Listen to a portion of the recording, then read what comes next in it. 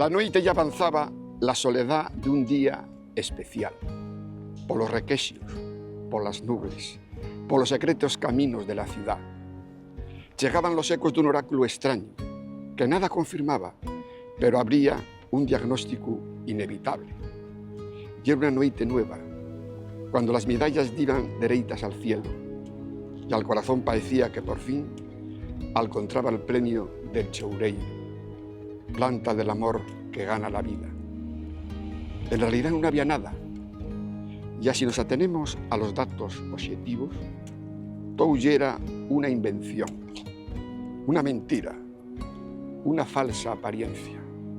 Si que así, la creencia faía revivir la noite, una esperanza inevitable, como un dulce mozo, como el verde tapín que cubre la pena y achena de emoción la piedra absurda.